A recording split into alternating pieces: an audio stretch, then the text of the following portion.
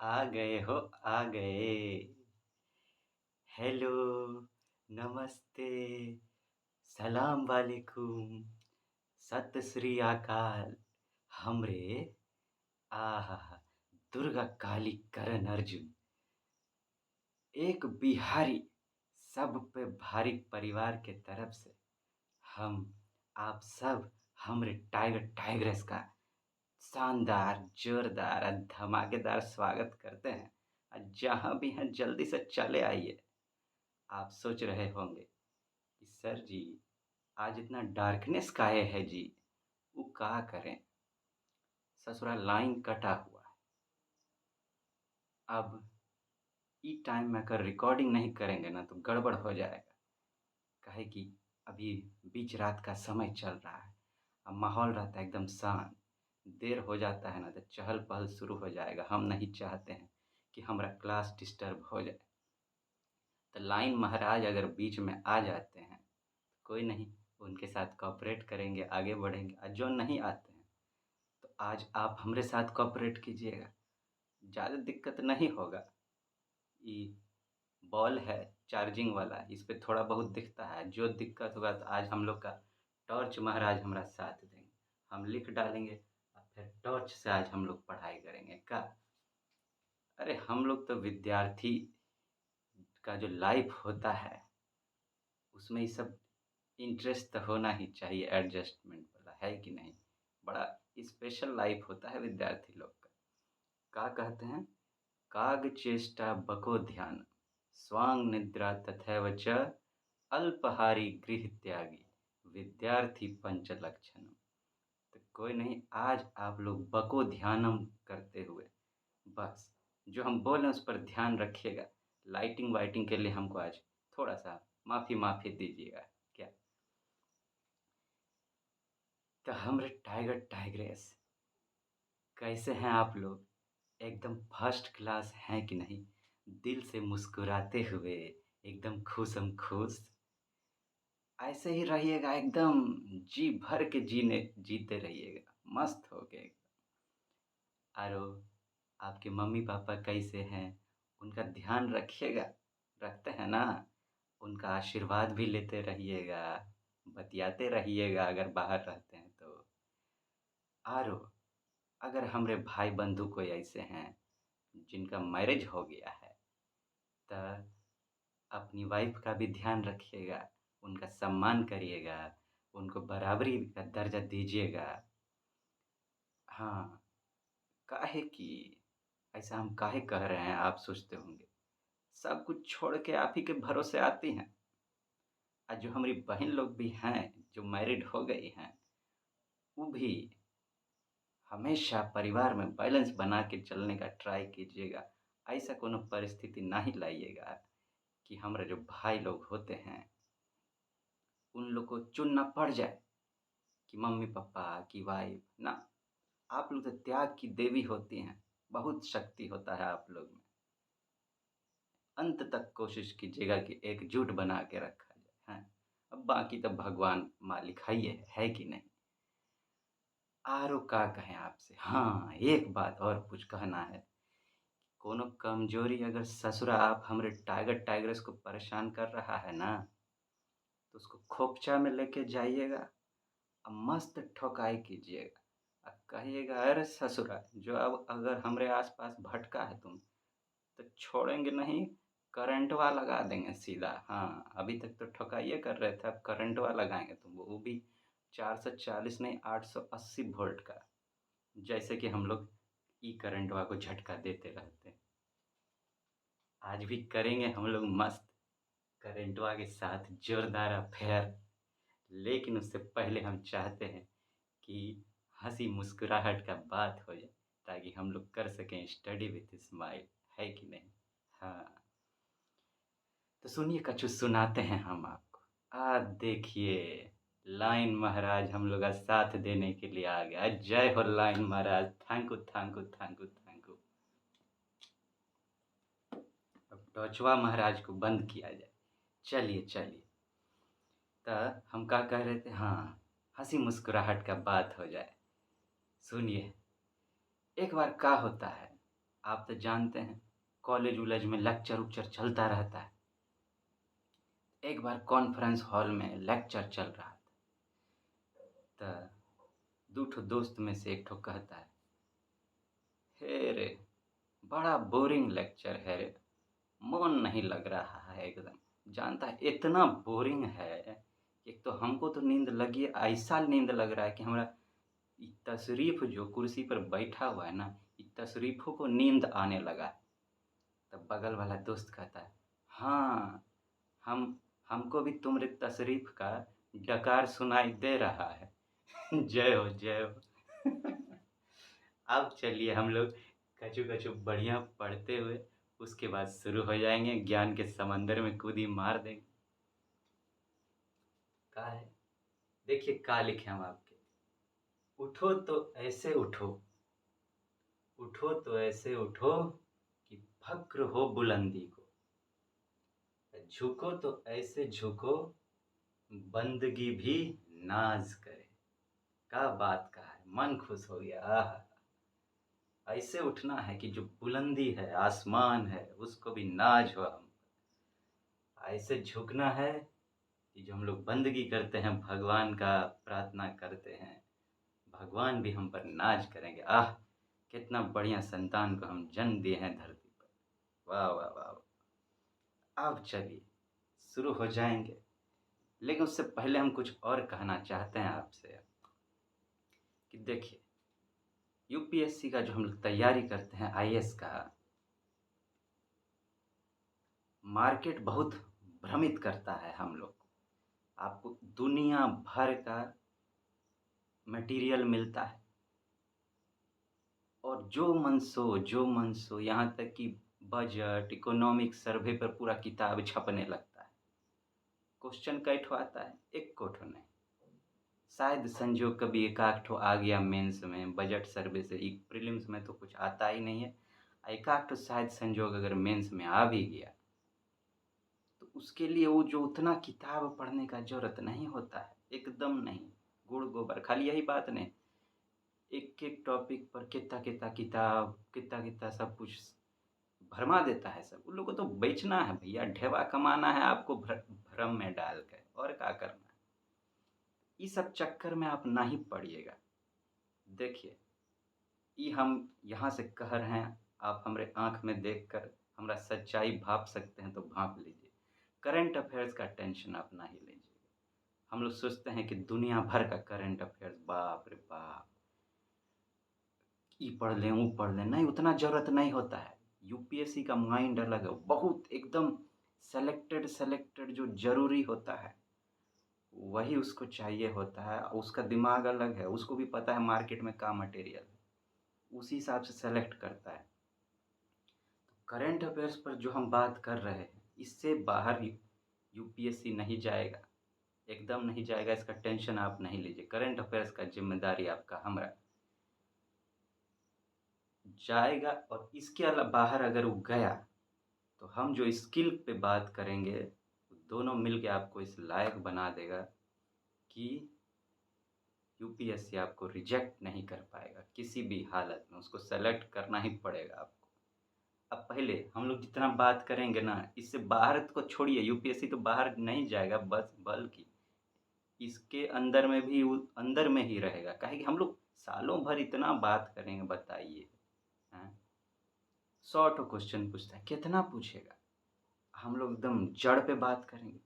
तो हम जो यहाँ बात करते हैं वो होता है यूपीएससी के माइंड को समझते हुए, सालों का रिसर्च है ये सब। तब जाके ये ससुरा बहुत तंग करता था हमको शुरू में, बाप रे बाप, भौकाल मचा देता था। लेकिन धीरे धीरे अब तो खैर हम लोग का दोस्त यारी हो गया है, टेंशन में आप नहीं लीजिए। और भी जो सब्जेक्ट है उस सब पर बात करेंगे धीरे धीरे, किताब पर भी बात करेंगे, सब कुछ पर बात करेंगे धीरे धीरे। अब हमारा आपका दोस्ती हो गया है। हम तो कहिए दिए, साथ नहीं छोड़ सकते हम आपका, चाहे पूरा दुनिया साथ छोड़ दे। अब टेंशन नहीं लीजिएगा, अब आप मायूस नहीं होंगे। हम अपने दोस्त लोग को, जो विद्यार्थी लोग हैं, मायूस नहीं होने देंगे। आपका मुस्कान ही समझ लीजिए हमारा लक्ष्य है। ना आपको पढ़ाई में हारने देंगे, ना ज़िंदगी में हारने देंगे। ये हमारा वादा है। चलिए, आप भी कहिएगा काश हरि त ज्ञान का बखार होने लगा, करंटवा तो गोल हो गया। अच्छा, कोई नहीं, अब शुरू कर देते हैं अफ़ेयर। आइए, आइए करते हैं।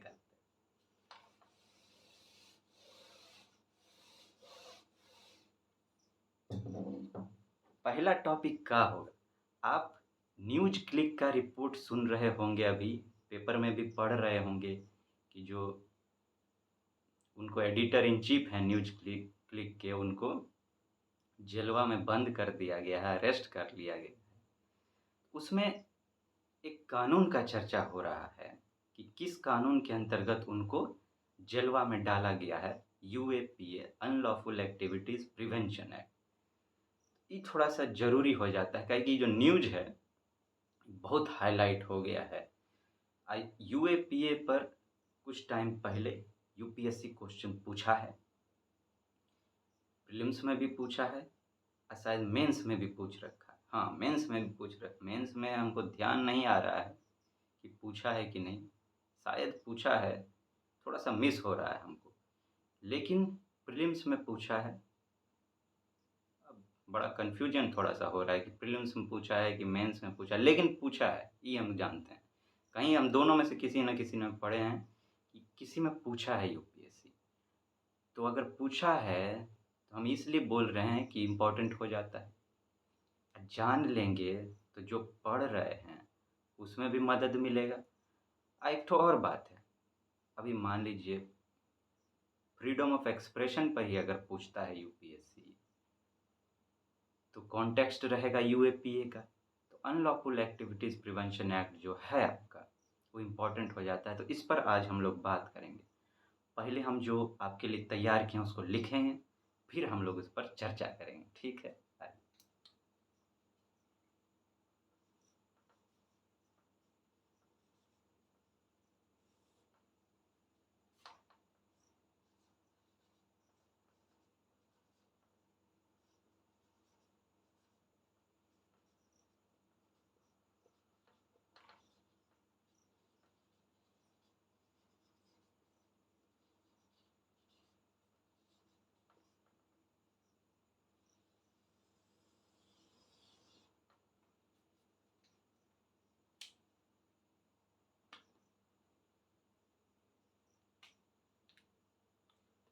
UAPA, unlawful activities prevention act.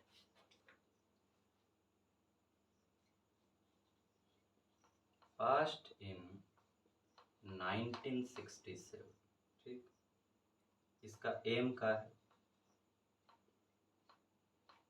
Effective prevention of unlawful activities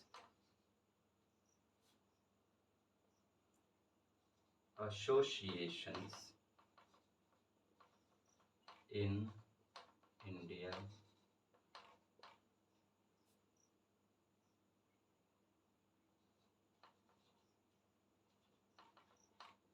unlawful activity का होता है any action taken by an individual or association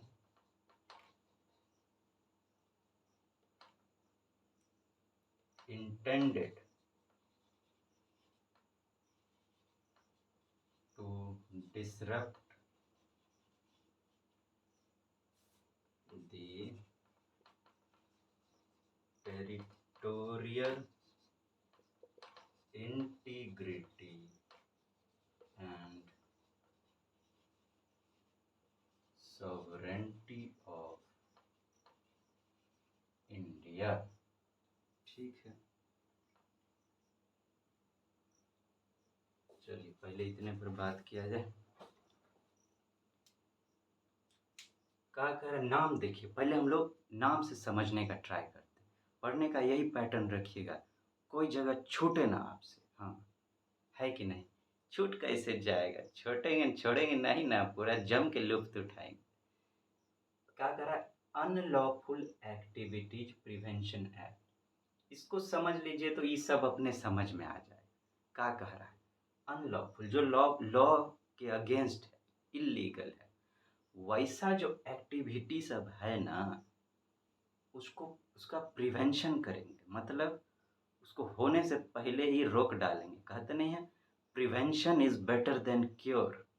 इलाज के मा हेल्थ के मामले में इसको कहते हैं, ये प्रोवर्ब है कि बीमारी होने के बाद आप उसका इलाज कराइए, उससे बेहतर है पहले ही आप अपने आप को ऐसा बना लीजिए कि बीमारी हो ही ना, स्वास्थ्य का ध्यान रखिए।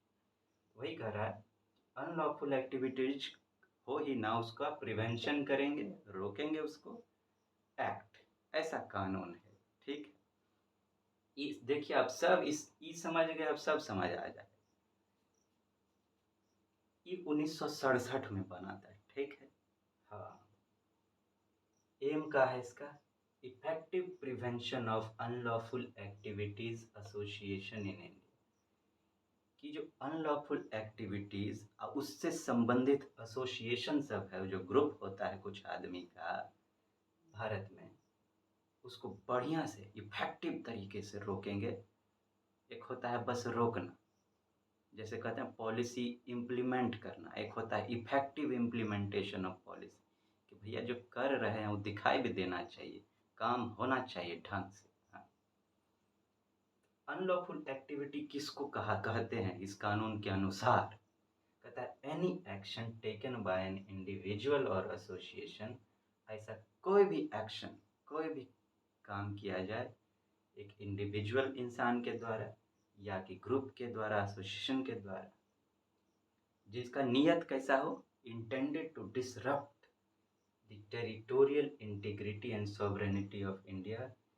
इंडिया का जो अखंडता है, टेरिटोरियल इंटीग्रिटी, इंटीग्रिटी माने अखंडता, अखंडता होता है सॉवरेनिटी। सॉवरेनिटी कहते हैं कि आपका जो डिसीजन मेकिंग है, ठीक है, उसमें किसी दूसरे का इंटरफेरेंस नहीं है, दूसरा कोई इंटरफेयर नहीं कर सकता है उसमें। जैसे भारत पॉलिसी बना रहा है तो अमेरिका उसमें दखल नहीं दे सकता। वही कह अखंडता, संप्रभुता कहते हैं सॉवरेनिटी को हिंदी में। उसका जो है, उसको अगर कोई डिसरप्ट करने का कोशिश करेगा, बिगाड़ने का कोशिश करेगा, तो उसको अनलॉफुल एक्टिविटी कहें, ठीक है? अब जरा आगे देखें क्या।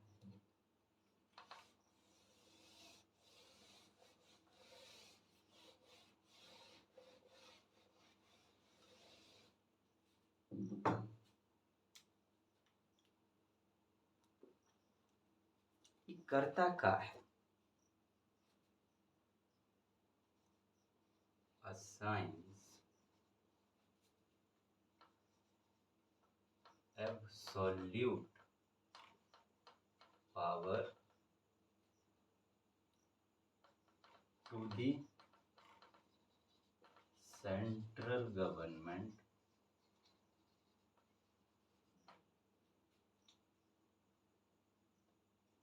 by which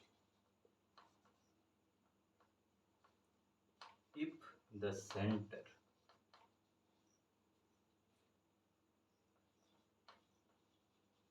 deems an activity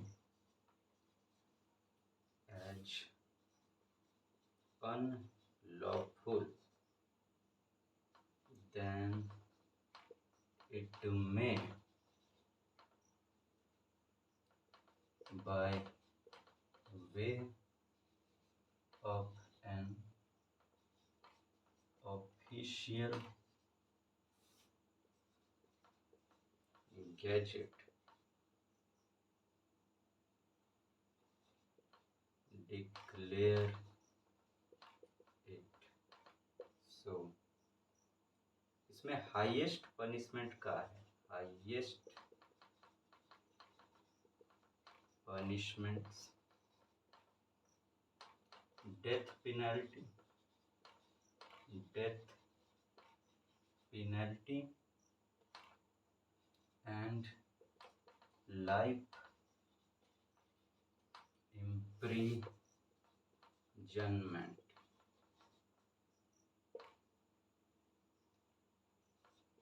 under UAPA. Both Indian and foreign nationals can be charged and applicable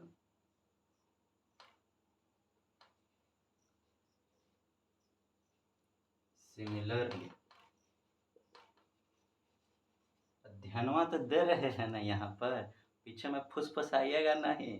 हाँ, वो का है ना, पहले तो हम सोचे आपको समझा डालें डायरेक्ट, लेकिन फिर कहना है ये इम्पोर्टेंट है, इंटरनल सिक्योरिटी के लिए भी इम्पोर्टेंट है, उसी का पार्ट है, इंटरनल सिक्योरिटी से जुड़ेगा, पॉलिटी से भी जुड़ेगा। ऐसा कानून है कि बार बार न्यूज में आता रहे, हम कहने जरूरी है आपके लिए, तो हम सोचे कि बढ़िया से लिख दिया जाए ताकि हाँ आपको अच्छा से थोड़ा सा समझने में भी मदद मिले, कुछ कुछ पार्ट याद में अगर कोट करना हो एग्जाम में तो वो भी बढ़िया हो, है कि नहीं। इसीलिए हम सोचे इसको लिख डालते, है कि नहीं। आइए, applicable similarly even if crime is committed on a foreign land। क्या कह रहा है ये? कहता है जो कानून है ना, ये सेंट्रल गवर्नमेंट को खुला सांड जैसा छूट दे देता है, एब्सोल्यूट पावर, ठीक है, टू द सेंट्रल गवर्नमेंट, जिससे वो क्या करता है कि center deems an activity as unlawful. अगर पावर दे दिया तो अगर सेंटर को लगता है कि कोई एक एक्टिविटी हुआ है जो कि अनलॉफुल है, तो वो अपना ऑफिशियल गैजेट होता है, उसको गैजेट को कहते हैं जिसमें सब कानून लिखा हुआ रहता है, ऑफिशियल गैजेट उसको कहते हैं। तो उसमें वो डिक्लेयर कर सकता है लिख के कि ये जो एक्टिविटी है ये ससुराल अनलॉफुल है। हाईएस्ट पनिशमेंट क्या मिल सकता है इसमें? डेथ पेनल्टी, लटका दिया जाएगा, या फिर लाइफ इम्प्रिजनमेंट, सड़ते रहो जलवा में ससुरा तुम जीवन भर। Under UAPA both Indian and foreign nationals can be charged. कहता चाहे भारत का हो चाहे ससुरा तुम लोग अंग्रेजवा या बाहर का कोई भी हो, उस सब को एक के जैसा ट्रीटमेंट मिलेगा, छोड़ेंगे नहीं। भारत वाला को अगर ले जाके पिछवाड़ा में ठोकाई करेंगे तुम लोग को भी देंगे, बहुत तुम लोग भी बदमाशी करता है। हाँ, and applicable similarly even if crime is committed on a foreign land. कोई ससुरा अगर सोचेगा कि चलो भारत के खिलाफ कुछ करेंगे, भारत जाएंगे तब ना हमको दिक्कत होगा, हम बाहरे कर लेंगे, तो टेंशन वहाँ ना ही लेना, यहाँ से एरोप्लेन से उड़ के जाएगा और वहाँ तुमको बढ़िया से सुताई करके आएगा। बाहरों में कहीं दूसरे ज़मीन पर भी कीजिए, लेकिन भारत के खिलाफ अगर किए तो वहाँ भी वैसे ही कानून लागू होगा ये वाला। ये तो बढ़िया आइटम है भाई, नहीं तो बाहर से सोचता है कि भारत को नुकसान पहुँचा रहे, ऐसा सब आइटम सब है बहुत, आप तो बुझबे करते होंगे। हाँ, अब आगे बढ़े हम लोग।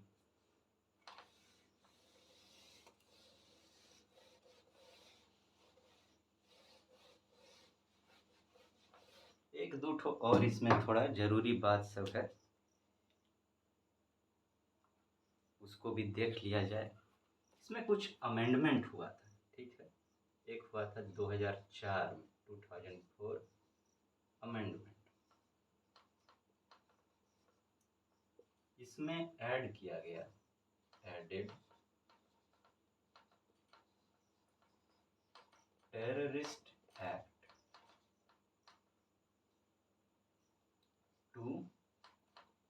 List of offenses,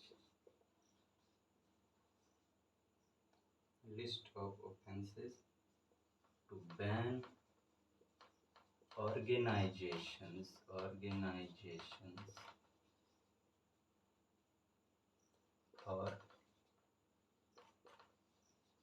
terrorist activities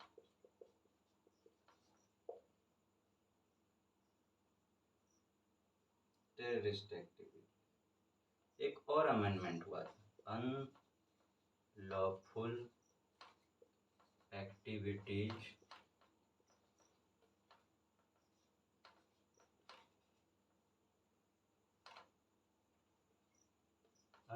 activities prevention amendment bill 2019। इसमें क्या किया गया, प्रोविजन टू डेजिग्नेट individuals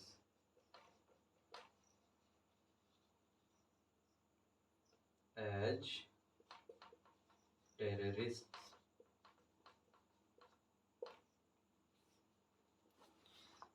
चलिए, ये दो बात और है इसमें का 2004 में अमेंडमेंट हुआ। पहले इसमें टेररिस्ट एक्ट सबको इंक्लूड नहीं किया गया, जो आतंकवादी ससुरा सब होता है, लेकिन करना तो जरूरी हो, तो माँ खच्चर सब होता है, तो कहा उसको ऐड किया जाए ताकि जो टेररिस्ट ऑर्गेनाइजेशन सब है ना, इस पर बैन लगाया जाए। बैन लगाया, अभी तक में 34 पर बैन लगा चुका है, आगे जाके और पता नहीं कितना पर लगा।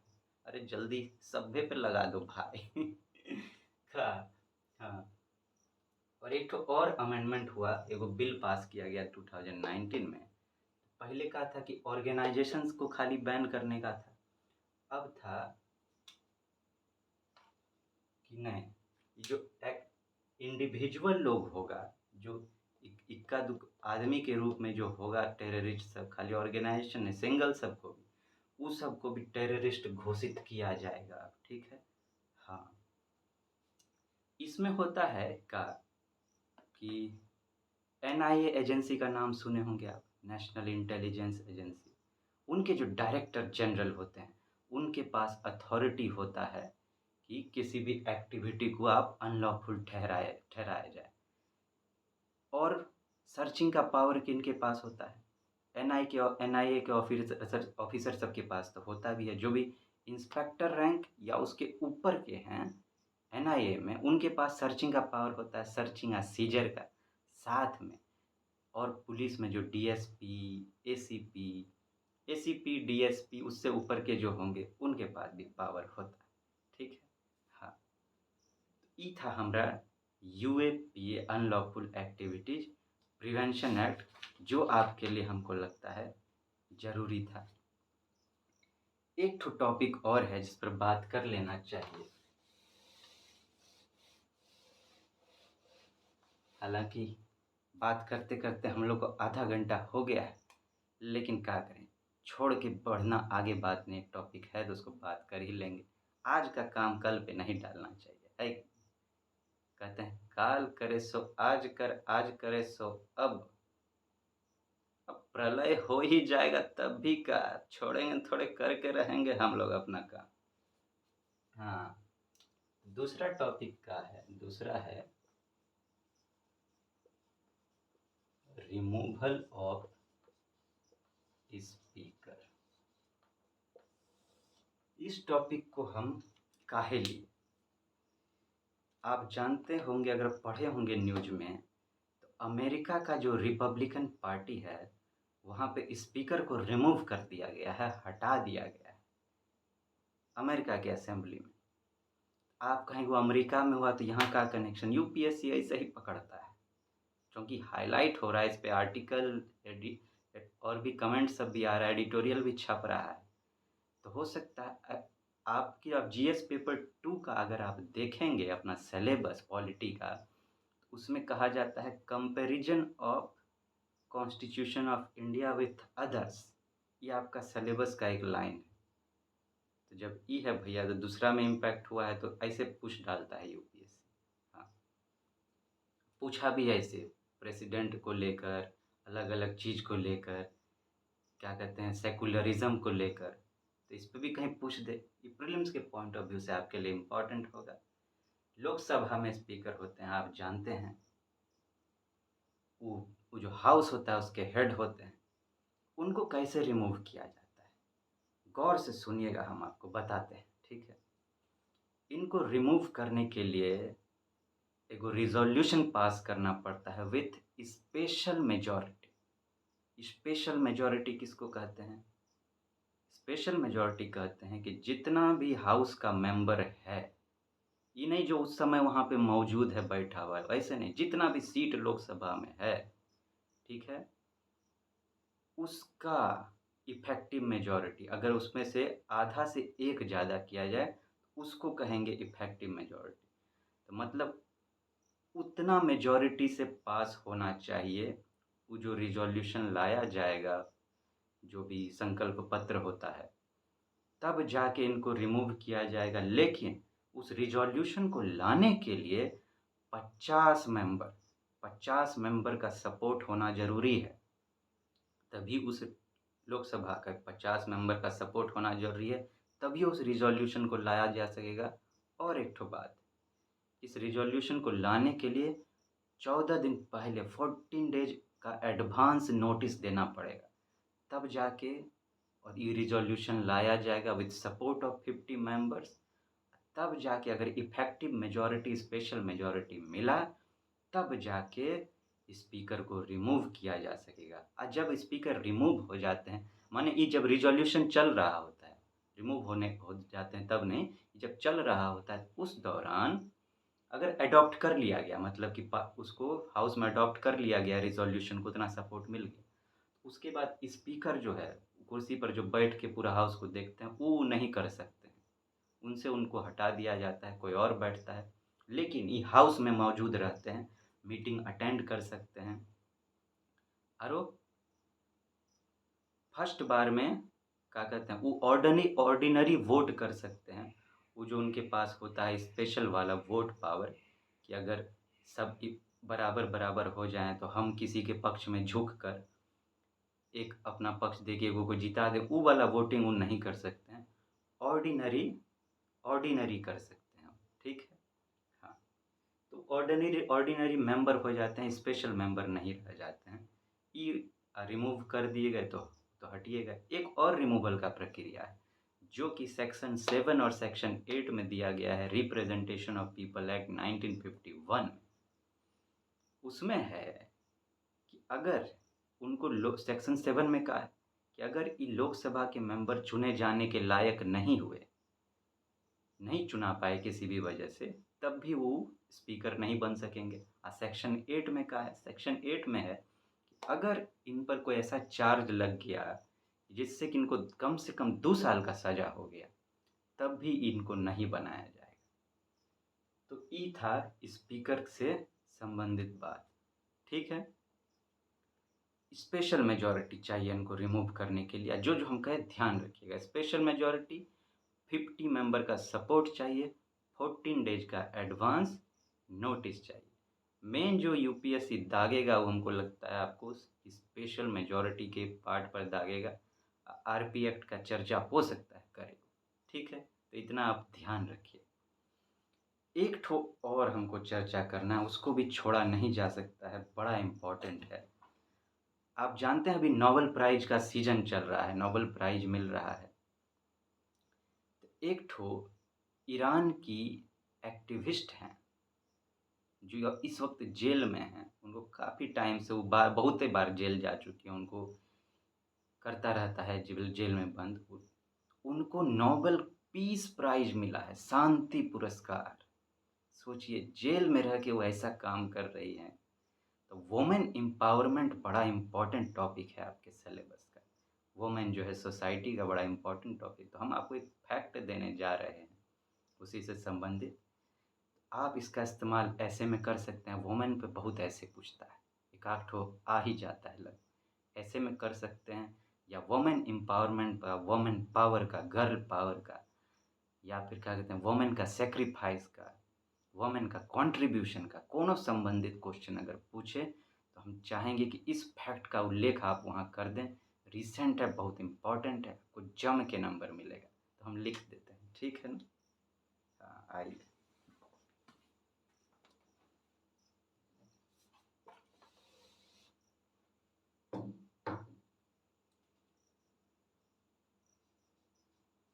फैक्ट लिख लीजिएगा मेंस के लिए, ठीक है। इम्प्रीजेंट, इम्प्रीजेंट वुमेन से रिलेटेड आपका फैक्ट है। इम्प्रीजेंट ईरानियन एक्टिविस्ट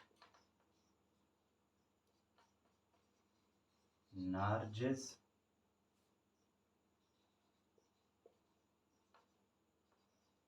मोहम्मदी वॉन दी। अब देखिए फिर से लाइन महाराज गोल हो गए। कोई नहीं, हम लोग टॉर्च महाराज का सहारा लेंगे, छोड़ेंगे थोड़े। आइए। Won the Nobel peace prize 2023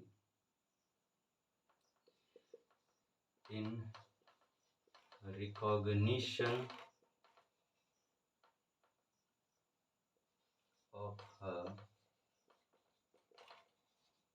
tireless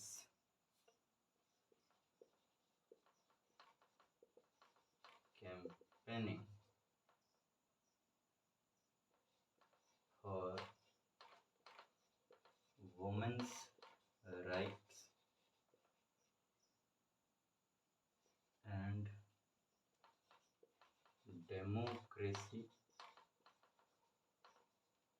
and against the death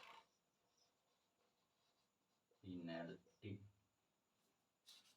देखिए का फैक्ट है, ऐसे दिख रहा है आपको कि टॉर्चवा दिखाए, अब दिखा देते हैं। का करे देखिए, ये जेल में बंद है, इम्प्रीजेंट, ठीक। हमको तो लगता है बिना टॉर्चे के आपको ठीक दिख रहा होगा, ये तो बहुत ही लाइटिंग दे। हाँ, चलिए हटाइए। का कर रहा है, इम्प्रीजेंट जेल में बंद है ईरानियन एक्टिविस्ट, एक ईरान की एक्टिविस्ट है, नाम का है नारजेज मोहम्मदी। इनको नोबेल पीस प्राइज मिला है। काहे काहे कि ई टायरलेस मतलब बिना रुके हुए, बिना थके हुए कैंपेन कर रही हैं, किसके लिए, वोमेन का राइट के लिए।